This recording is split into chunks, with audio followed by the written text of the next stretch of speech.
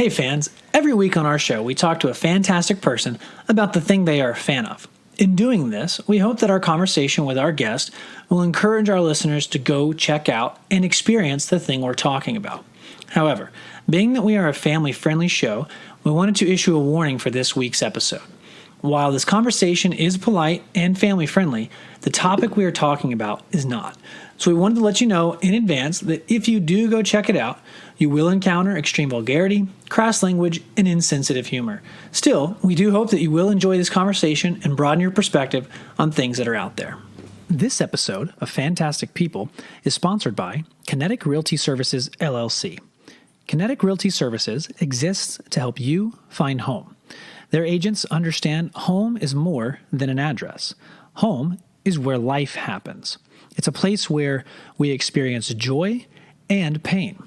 It's a place where we make memories and build community. Their agents see more than a transaction or a file number. They see the person or family that home represents.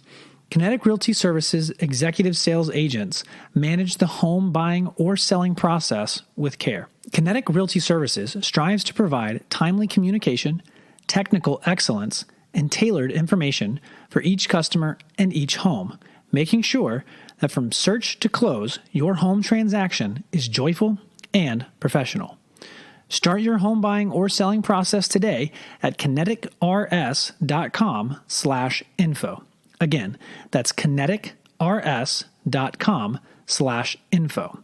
Kinetic Realty Services, helping real estate investors find success and helping individuals and families find home. And make sure you let them know the fantastic people sent you.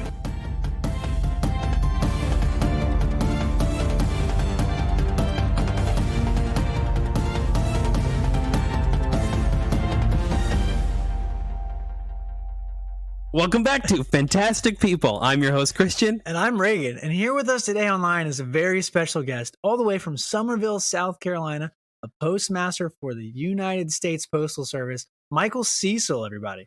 Michael, how's it going? Oh, I'm doing great, guys. Yourself? Pretty well.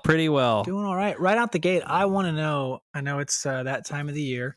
Yes, sir. As a, working for the Postal Service, first of all, thank you for what you do. Yes, it's probably 100%. A lot busier, a lot crazier. People are not as understanding of the service you provide. So thank you for that. But especially the last 6 months. Yeah, even just and as that's also true. I'm sure that's ramped up. I hadn't even thought of that. But yeah, what is that? Give us a little bit of an insight into the delivering mail. Yeah. Yes. So that is a very great question. I appreciate that. And likewise with you guys' service. So I actually started off carrying mail, and it is a very hard job, believe it or not. There's no AC in the vehicles. I was walking 15 miles a day. Wow. How? Very, very stressful on the body. But where I'm at now currently, things are a little bit different. And I think ultimately, like you said, with the last 6 months going on, most people who do work for the post office take it very seriously and really do go well above and beyond what they get paid for a lot of times to make sure you guys get your ballots in or get your Christmas presents home, things like that. So yeah, I've always been very, very proud to work with these people because unless you see it, you just kind of assume, like I always assumed, hey, man, this guy just drives around all day in a truck just putting letters in a box. But there's a lot behind the scenes. Yeah, it's a big deal. I mean, I will say I've had some very nice ones over the course of my life, and I've had some not so nice. I remember, I'll never forget. I'm just going to tell a quick story because it's kind of funny. I'll never forget. So I have one of those mailboxes that has the two doors, one on each side. You open it from your yard instead of walking around. And the one on the roadside, like something happened where it came loose and it broke, but it wasn't so broke that I couldn't put it back on. And, if you just opened it gently, it was fine. Right. I'm like, no big deal. So, I mean, and I was really lazy about it. Over the course of a couple of years, I think this happened, 2 years maybe. And then finally, I think my delivery person just got so fed up with it that they just quit putting it back on. Like they used to slide it in the mailbox or whatever. I'd come home every day that thing was on the ground. They got a job to do, man. They can't wait. They probably ripped that thing off real fast because they're in a hurry, And I was like, oh man, I was getting frustrated. I was like, how hard is it to just put the thing back on? But then finally, my wife as gracious as she is, she said, "Reagan, why don't you just swap the doors out?" Just move them. Like, Yeah. Nice. I was like, "Whoa, light bulb!" Like, I could have done that a long time ago. I don't have to go buy a new one because I couldn't even find a replacement part. So I Mind blown, right? swapped the doors out, and my mail was on time ever since. That's hilarious. Not to stick up for him or anything, but what I always used to tell people, the last route I had 1,200 deliveries. If I had to pick up this, if I have to pick up this door 1,200 times, I'll be out there all night. So Yeah, no, I understand. That's crazy. You never, I like. It's weird to think about from an outsider's perspective. Like in my neighborhood, there's probably 200 houses, I don't even. and that's just one neighborhood. Yeah. right. Like if that person's doing the 5 neighborhoods on my street, Yeah, that's huge. that's 1,000 houses. It's not Yeah. even a mile. Yeah, that's crazy.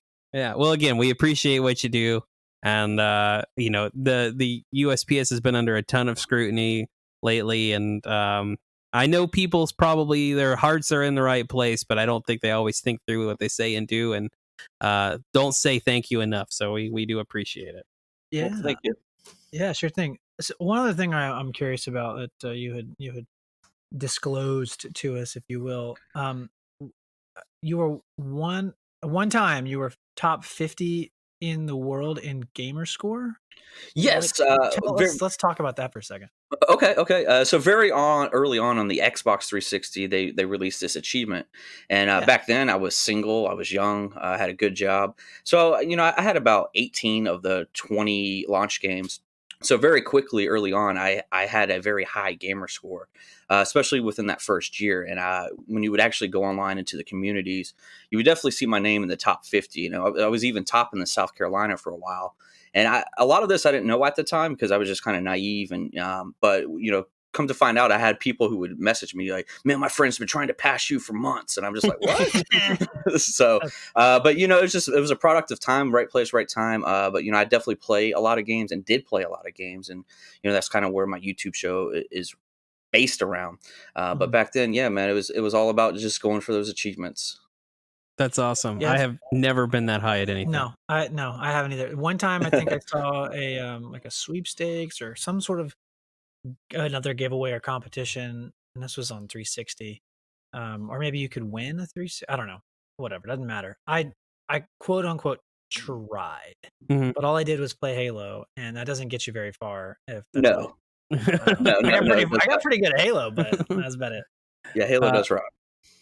This past weekend, I was playing the Tony Hawk Pro Skater 1 and 2 remaster, and I set a score. Why did I not know you had that? Yeah, I have that game. I would have been over at your house playing it with you. It's a blast. Dude, after the holiday, we're done. Okay. And I was doing, I don't know, free skate or something, and I set a score in the warehouse that was like top 100,000 in the world, and I felt pretty proud about that. You should. You should. There's still like 89,000 people with better scores than me, but I was still like, hey, listen, top 100, that's good. I'll take it. Yeah, that's real good. And man, that game, when I turned that game on, talk about the nostalgia, man. I went right back to like the 8th grade. I was like, man, this what it was. Is it the same soundtrack? So that's a good question. Yes and no. There's some original songs. There's some newer songs on there. Because I can't go hard on that soundtrack. But that's kind of what we're talking about today is music and soundtracks. And Michael, we're talking about one specific artist, which is not something we've done. We've talked about genres before, but we've never talked about one specific artist. So, Michael, what are you a fan of? Who is it?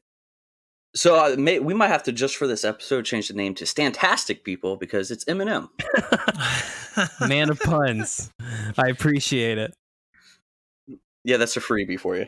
Thanks. We were actually, ironically, I'll probably cut this, but ironically, we were just talking about we always name our episodes the guests, but we've just talked about renaming them to have to do with the topic, and then you come and pitch us a name for a topic. I think it's meant to be. It has to happen. Yeah. Now. Just for this one. So when did you first discover old Marshall Mathers, man? Mr. Mathers. So honestly, yes, the real Slim Shady. Back in '99, man, my brother was real big. I was never a music guy, but my brother was real big into, as most people were in the '90s, into hip hop. And I just remember the first time he played it, I was like, oh man, this guy is awesome. But I really, really, really didn't understand how awesome or really become a fan until his sophomore album, the Marshall Mathers LP. I think that was back in 2000. So we'll say 2000. That sounds correct. Sounds right. Somewhere in that area. I also discovered Eminem in the late 90s. I was Same. like, I don't know, 12 or 13, and I was playing on a baseball team, and I think Real Slim Shady was like our everyone's walkout song. Yeah. I mean, like it Yeah. played. Yeah. We had like a boombox in the dugout, and we just blasted that song all the time. I feel like if you were to make me say, and Reagan would disagree because I know what Reagan's opinion on this subject is. To me, that song is like the epitome of 1998, 1999. Like, if you were to say, describe the end of that decade in one song, I'd probably choose that song. Yeah. You're going to say, like, Backstreet's Back or something. No, I mean, okay, there's a lot that goes into the epitome of that. I just feel like that's where we were at that time. But, I mean, you're right. If you turned on MTV, like, I'm speaking of, when I think of Eminem, like, I think of MTV, TRL. Yeah. I don't know if you remember, he took it over like one weekend. Yeah. He had a bunch of skits and stuff. He was singing in trees. It was pretty wild, man. Yeah, and I think of watching his video on TRL with what's the part? My bum is on your lips. Yes. That image is burned in my brain forever. But no, I mean, you're right. People are listening now, going, "What's TRL?" Yeah, what is that? Which actually, I think didn't. I think they tried to bring it back or something. Did they? What's his name? What the host name? I don't know. He's on The Voice. Carson Daly. Carson Daly's on The Voice. Isn't he not the host of the Voice? Is he? I think he is. Yeah. He also does on. I think he's also on the Today Show or something crazy. Something weird like that. Yeah. But it airs on radio. He does some sort of top 40 breakdown, top 20, and it's got a theme that's similar. Oh, does it? From that era? Well, we're not here to talk about Carson Daly. Yeah. we could, but we don't need to. I'm sure out there is some middle-aged women who are real big fans of Carson Daly. It all goes together. I'm sure. But yeah, you mentioned the second album. If you could take a second to talk about what you love about it, maybe some of your favorite tracks. I also think personally that's my favorite of his. Okay, but I'd like to hear what you think. Yeah. So I always over the years have been asked that question. My favorite is the Eminem Show, but Marshall Mathers. That's what I was gonna say. The original Marshall Mathers is by far his Harlem's opus, if you will, in my opinion. I think that's his best work. But specifically on that album, "Sing for the Moment" crushes me every time. Yeah, I mean, I don't know. Yeah, it's hard not to get down on. I can't even think about it, but Real Slim Shady. Like I was. So we did this thing where we try to listen to or get like a sample of the thing that we're talking about each episode. Okay, and I did. So I turned on his first album, which really just wasn't my jam. Turned on the second one after that, and I was like, okay, maybe. I'm like, where's the stuff that I remember? And I hit the Eminem Show, and I was like, oh, here it is. Here's all the stuff that I remember. And I found myself like every single word of that song. I was spitting it out perfectly.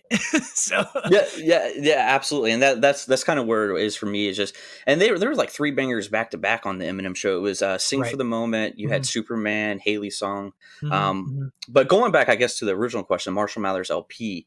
That one was just classic. One of my favorite songs on that one would probably have been "Stan." I mean, Stan is Dido.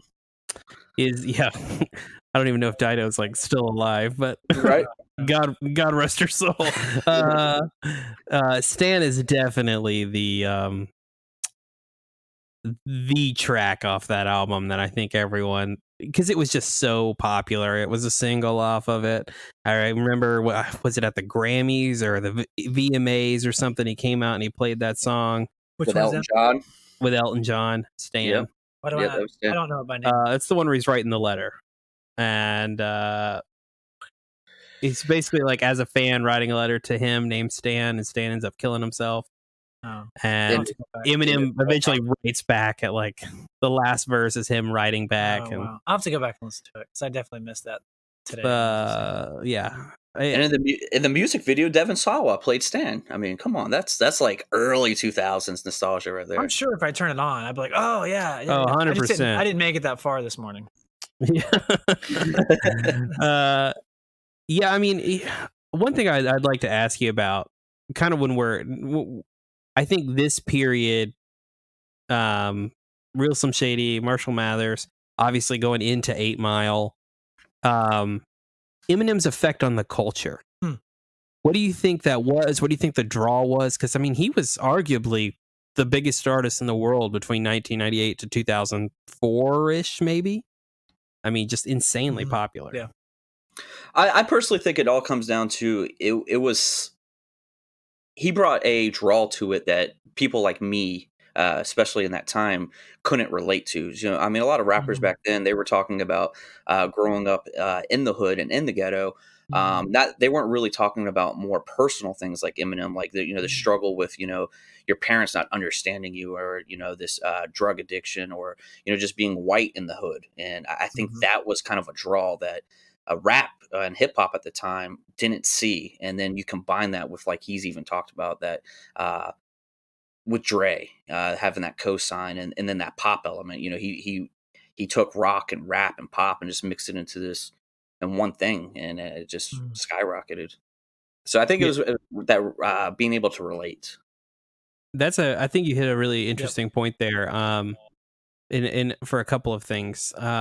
Number one, definitely he does not shy away from who he was before he was famous. That plays a lot into his music or his opinions. Obviously, there's a lot of verses about Eminem's relationship with his mother and and his daughter, and lack of a father. That's his home life is prevalent in his music. But the other thing is, he stylistically is pretty diverse. Within rap, he kind of has this persona, early Eminem persona, being like almost like a jokester who is talking about really kind of like serious issues and fringe work, but doing so in a way that's like kind of jokey. And then also saying how absolutely far he can take the vulgarity. Yes. Yes. Limits. Woo. It's one thing I noticed this morning. I was like, wow, I don't remember this when I was a kid. It all went over my head when I was a kid. Yeah. For sure. The other thing is, he was cross-genre musically. Yes. Yep. We talk about in Stan involving Dido, in Lose Yourself. That is a chord progression from Kashmir by Led Zeppelin. That I don't know if it's a straight sample, but I think that's intentional. It usually is. Even especially in, I feel like I've heard anyway, in like R&B and rap, that happens a lot. I mean, it happens a lot, period, in every music. Yeah. But they really do that, and if you know your stuff, it's all over the place. I've been a part of arguments in my barber shop where they will like, no, he sampled that song. He's like, no, that guy sampled this song, so he's a sample of that sample, and I'm like, what is going on? Yeah. But it really does happen a lot. It's like the inception of samples. Like this. Yeah, it's like you got to do a full dissertation on the root of the original song or something. Yeah, but see, I think with the difference for Eminem, like take that song as and compare it to another rapper using a Zeppelin reference. P. Diddy did a song with Jimmy Page, and it's freaking terrible. And I like both P. Diddy and Jimmy Page, but that song is awful. Yeah. But Eminem does so in a way that I like, again, talking about Lose Yourself, that I think, I mean, I don't even have to justify it. You look at the effect of that song has had on the masses, and it proves that, hey, this worked. I think he knows what he's doing, especially, but him comboed with Dre in those early years, man, deadly combination. Yeah, for sure. And that's one of the things that because I even kind of went back a little bit and listened to some of his older stuff, and just his influence and the way he rapped on that first album is completely different from the second, which is completely different from what he does nowadays. I mean, he's really studied and evolved, and I think that's why he's been able to stay so relevant for so long. Well, and it again, my knowledge of that genre of music, especially at that time, was very limited. But I mean, as far as I understand it, his style of rap also stood out a little differently. Yeah. There wasn't much or anything like his style, at least at that time. Plenty of people have come and tried to mimic or Correct. imitate Yeah. that style, and so he's had to adapt and change to stay sort of the pioneer. But I mean, I ended up enjoying it back then because it was different from the other stuff that was out there. Now, we question for you, Michael, and this can go either way, whatever. Do you was Eminem a kind of a gateway to other styles of music or other rappers for you, or did you just really find yourself when it comes to, like, for example, rap, that this is your guy, you know, this is your, like, this is the style you like? So this is going to sound very weird, and most people are like, "What? What's going on?" I honestly just did not listen to music at all. I didn't have a CD player. I didn't have a stereo. It wasn't until that Marshall Mathers LP album, when it came out, that I was just like, "Yo, this album is amazing." And from there, it kind of where I just listened to Eminem. And somewhere along the way, it was probably about 2 or 3 years later, where I actually did kind of grow that from Eminem to the people who were signed to Shady Aftermath, and then that kind of spawned over the years. So I mean, honestly, if it wasn't for that, I don't know that I would have ever even heard of some of these people. And to your point, the sampling, like "Sing for the Moment," like, as crazy as this sounds, I didn't know who Aerosmith was. Yeah. But it was when I heard that song, I was like, "Oh man, this is rocks! Oh, this is a sample of this. Well, let me go check out Aerosmith." Now I'm driving around the street listening to "Hole in My Soul." So so it does kind of spawn it, at least for me. Yeah, I had, when I was talking about sampling, I was like, I know there is an Aerosmith song in here, and I could not remember the name of it. So thank you for bringing it up, Not a problem. because it's been stewing in the back of my brain ever since. No, that's man, that's kind of the beauty of music. Like, we all have different levels and appreciations for it, but one artist can change everything for us. They can introduce us to new people and new styles, and other people like it. And I am not the most pro streaming music guy, because I think it's kind of an evil thing.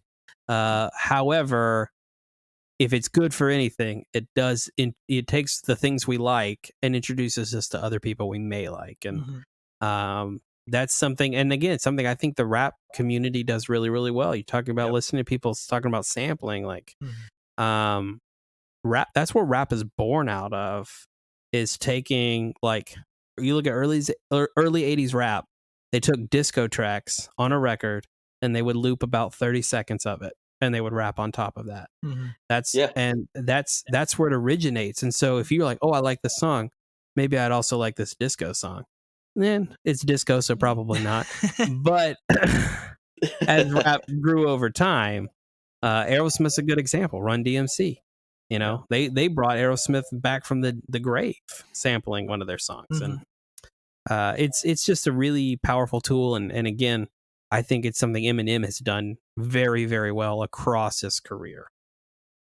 No, yeah, I definitely agree. I mean, he's teamed up with, at this point, Ed Sheeran's, Rihanna's, Pink, people, Elton John. I mean, just people you wouldn't imagine he would do something with, and then they're smash hits. You hear him on the radio, it's just like, really? Okay. Yeah. Well, and I think that speaks a lot to his artistry, to be able to collaborate with. I mean, all those people you just named are all over the map in terms of their genre or their part of the pop genre. And I will say, like, I of course I listened to him when I was a lot younger. He was on mainstream radio most of the time. She's not so much anymore. But so of course I'm listening to whatever's on mainstream radio. As a kid, I didn't have access to the albums. My mom wasn't going to buy me the albums with the explicit label on them.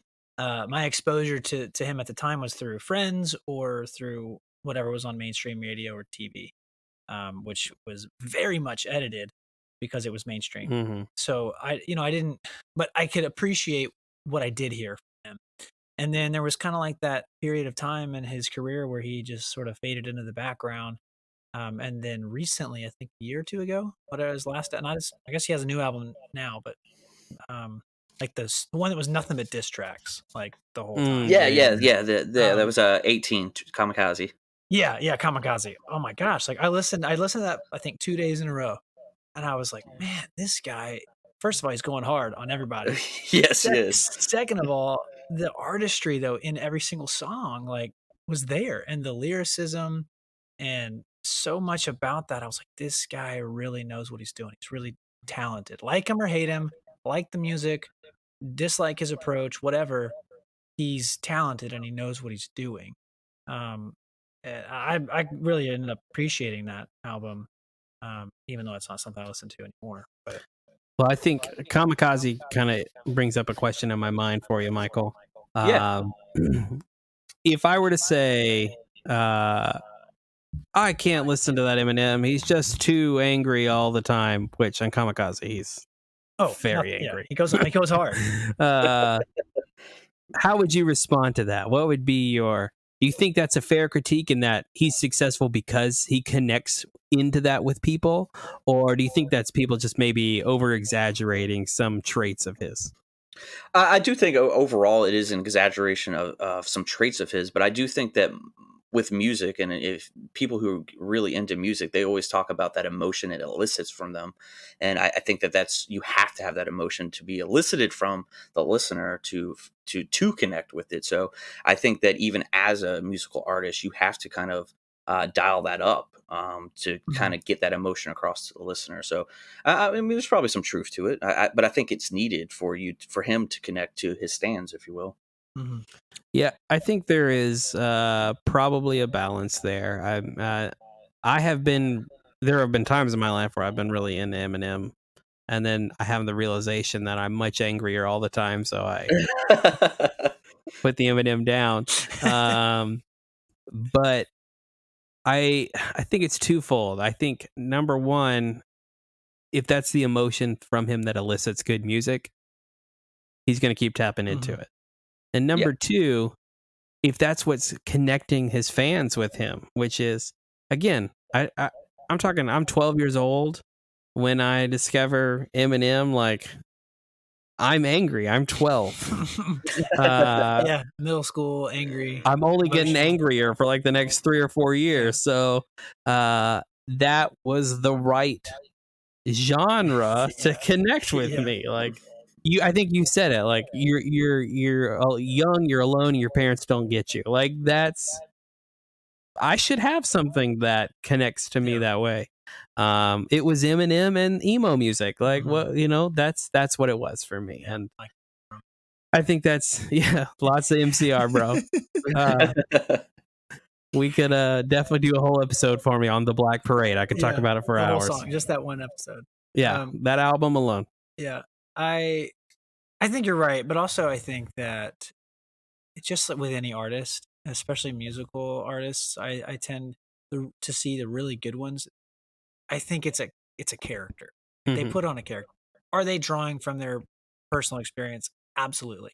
Is there a part of them that is that character they display in the public and in their work? Absolutely. But I think it's a bit exaggerated, maybe. Or I agree. It's a bit too consistent. Because they have an album where he's dissing people. He's got to be angry. And so he just taps into that character and just goes for it. Or I think in the past, a lot of his songs, if I remember, he took a lot of flack for like always hating on his mom. And it was like, well, that was the thing for that album. Like, so he just tapped into it. And you see that with other artists. I mean, especially in pop, Lady Gaga was like a total nut job for a while. She knew that's what she needed to do to sell music. Oh, it definitely was a persona for her. And it was a persona. Yeah. Even Ariana Grande in pop music. Like, she has changed her look very little. And it's been a very long time since she's changed her look, because that's a character that people recognize. That's a brand that they see. Billie Eilish in pop music. Like, she's kind of wild and weird, but that's a personality. That's a thing that she has to display because that's the character. Same thing with Eminem. I think he developed a persona and a character that was angry, and so he has to be. He stuck with it. Yeah. It's sold, and that's why it works. I think the interesting thing about Eminem is, and then I don't disagree with you, but I do think there's a little variance there. I think in the late '80s, early 2010s, he did kind of move away from that. That's why he faded into the background. Yes, but I think it's played into his advantage because now I feel like what he produces is, I would almost classify as underground. Like, it's not getting played on the radio, but it's very true to who Eminem is. Oh yeah, for sure. Like, you talk about Kamikaze, like, I don't know if any of those tracks got played on the radio, but I heard that album. I listened to that album a bunch, because it just felt like Eminem. Yeah, you're right. So I think in some regards he did move away, and it maybe negatively affected him, but then also created the avenue for him to be this guy who he wanted to be. Yeah, well, and it's important. It's important for artists to change, to stay relevant. Agreed. And so he has to go through that. And just like any, your Michael Jackson, I would argue even a Taylor Swift, and I'm talking a lot of pop references, but those are people that if you look at every single one of their albums, their persona changed just a little bit in order to market that particular piece of work in that album. And they continue to grow as a person and an artist. That brings up a good question. Michael, what do you think if you had to list I don't know, 3 to 5 character traits? Because I think if you listen to Slim Shady today and you listen to something off Kamikaze, since that's the one we've been talking about, they're completely different. Yes. What has changed? So for me, because even going back and listening to him in the very early days, the Slim Shadys, the Marshall Mathers LP, I think he was great at being able to tell a story through rhyming. Later on in the Kamikazes and his newest album, Musically Murdered By, he still does those stories, but he does it by in a much more with a higher level of craft. He has a lot of double entendres, things that mean one thing if you read it and hear it one way, but if you flip it, it means something different. He does it very brilliantly, and there's times where I'm listening to a song and I catch something. I've already listened to a song 20 times and I just caught something I never caught before, just because of the way he's rhyming. He has this one song on his newest album called Darkness. The whole song, it's about the Vegas shooter, where he was killing all these people. At the very end of the song, you find out he's actually talking about his drug addiction and being able to deal with that. So you could go listen to the song one way and it's telling the story from the Vegas shooter. You listen to the same song from his standpoint with his drug addiction and it still makes sense. Like, who can do that? That's crazy. And I think that's something way different than he would have done in the earlier days. He was still telling the story back then, but it was told over an entire song just one way. Mm-hmm. Well, and it keeps you. That's the kind of stuff that keeps you coming back. It gives it that replay value. It makes it worth listening to over and over. And I wonder. Sorry, I'm thinking this just now. I wonder if that has a lot to do with. There might not be an answer, but I wonder if that is influenced by the fact that streaming is our main way of consuming now. Maybe. And so he's like, I need to give people reasons to stream these songs over and over and over again. To catch the differences. I don't know. That's a question we won't know the answer to as we talk to him. But and kind of going back to that character thing you guys were talking about, I do think streaming has played a part into the resurrection of that angry Slim Shady, because now he doesn't have to worry about that radio, if that makes sense, and he's got to kind of go back to that shock factor. And streaming is all about getting people to listen, and to get them to listen, you got to have some sort of shock factor, something to grab. You know, you talk about like him being a wordsmith and having double meanings to things. I think of Forever by Drake. He has the last verse in that. Absolutely. And he goes freaking hard. Doesn't he? I love that song. And personally, I mean, he's clearly the best. I love Kanye's rap in there too. I won't say why, because this is a family-friendly podcast. But Eminem goes really hard. If you're just looking at it through the context of the song, it does fit. And then when you kind of look behind the scenes and you know that he was resistant to do it and then decided to do it and basically wrote a diss track about everybody else on that same song, it makes it even better. Yeah. Right. He just clearly comes out and says, I'm way better than all of you. And which fits with what the song is supposed to be about. Right.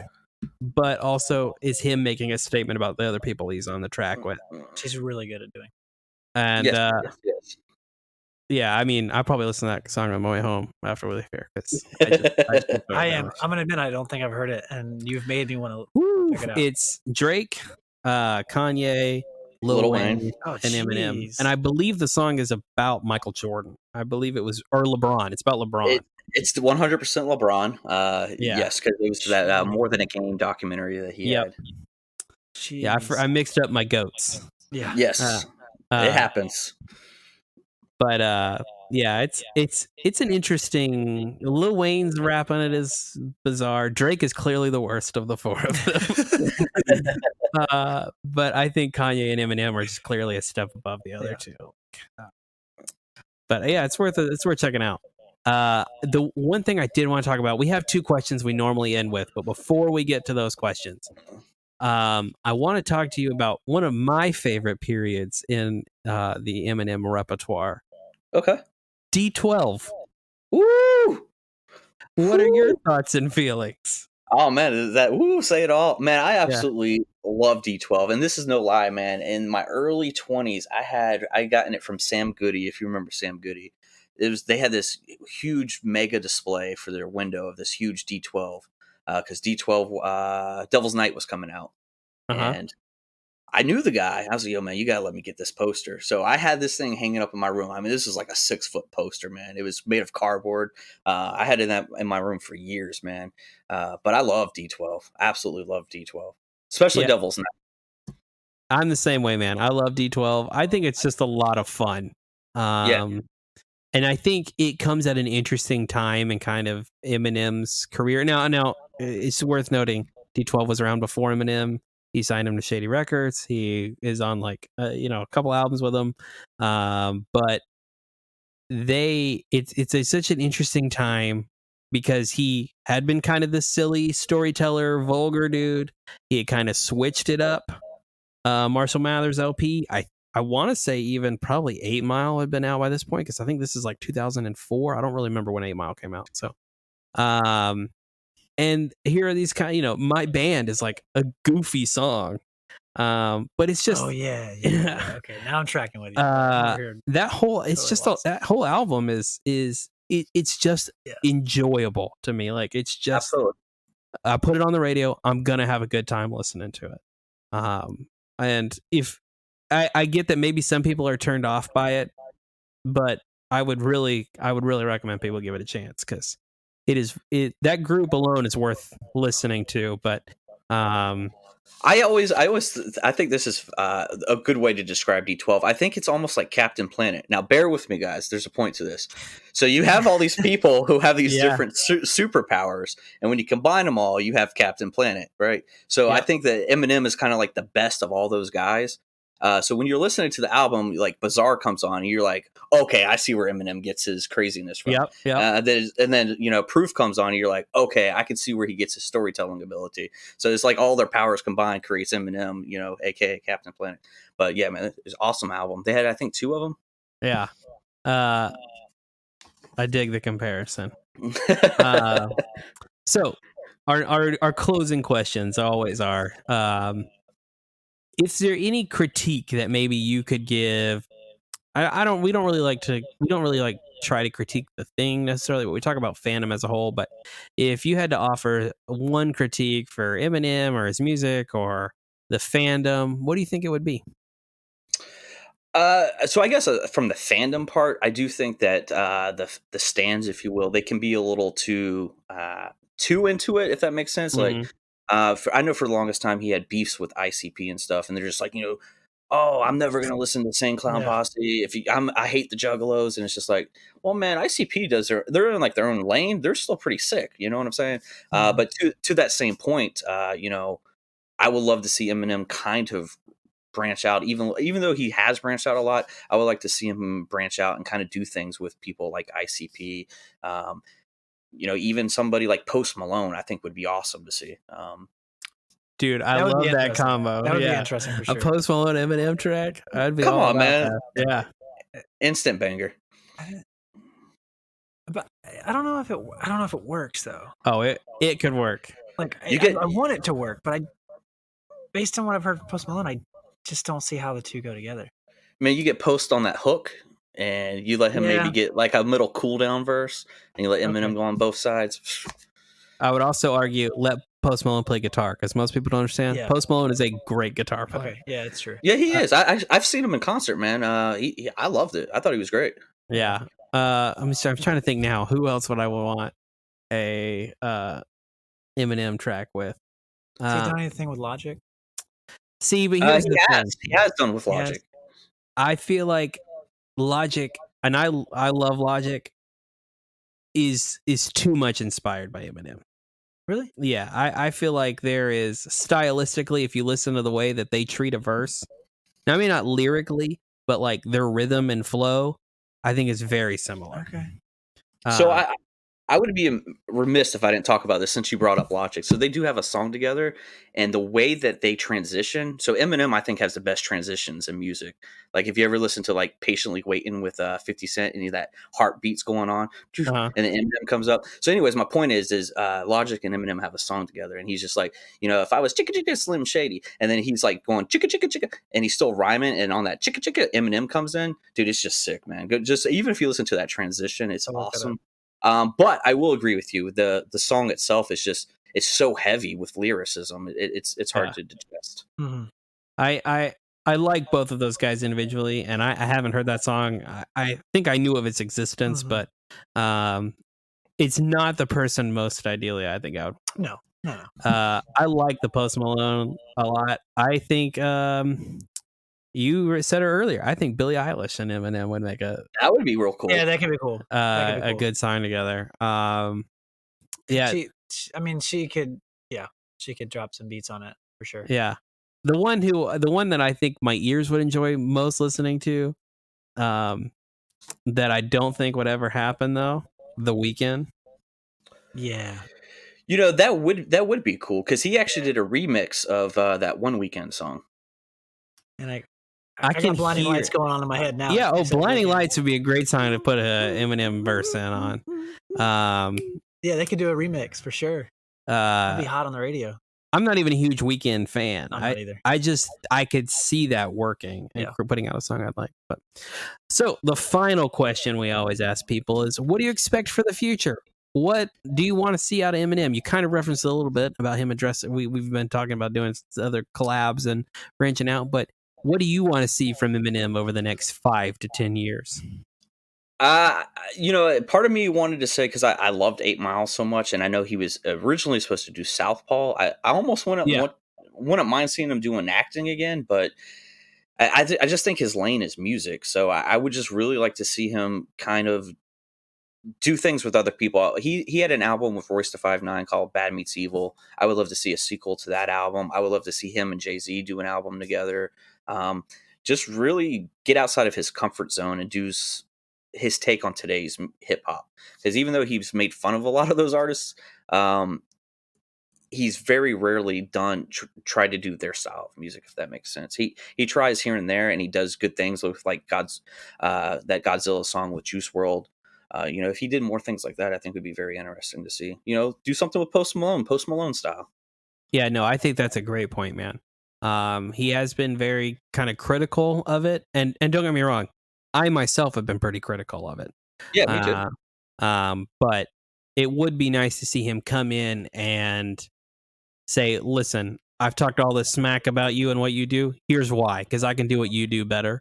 It would be interesting to see, and plus I think it would make for good tracks. Yeah, I agree. I know people probably have varying opinions of Kanye West. I still think Kanye West, when it comes to being a musician, being a hip-hop artist, is one of the best out there. And one of the reasons why is because he's adapted to stylistical changes and has always put out bangers. No, I don't disagree. And I think that's the part that M misses, because he is such a great lyricist, is at the end of the day, man, some people just want to have some good time music, man. Yep. And Kanye, Kanye's on, man, you're vibing with it. And I always think of like Riff Raff. He's an awful rapper, but when he plays a song and you're tiptoeing in your Jordans, man, you're having a good time. So you know what I'm saying? So that sometimes that's what you need. I think that is a perfect place to end on. Yeah. I have enjoyed this conversation. Likewise. I'll be honest, I was apprehensive because like I said, I used to be really big on Eminem, and then I found myself being just really pissed off all the time. So I've kind of backed off over the years. And then sometimes I do think Eminem has played too much into the critique. Like that's kind of been his way to give the middle finger to it. It's like, oh, you think this is who I am? I'm going to be that guy to the nth degree. Yeah. And I don't always believe that's the appropriate way to approach it, but that's his style, and I can at least respect that. But I did enjoy the reminiscing on the good times. There you go. Yeah, it's always good to go back, right? Reagan, you got anything? No, nothing else to say. Cool. Michael, where can people find you? What do you got going on? What do you want to promote? Absolutely. So I have a YouTube show. I actually have two of them. One's called Gaming with Mr. C, where I talk about video games and everyday video game stuff. You can find me at, again, YouTube, Gaming with Mr. C. And then I do have another show called Snacking with Mr. C. As we talked earlier, it's all about that brand, right? And I have a brand, and it's Mr. C. Very cool.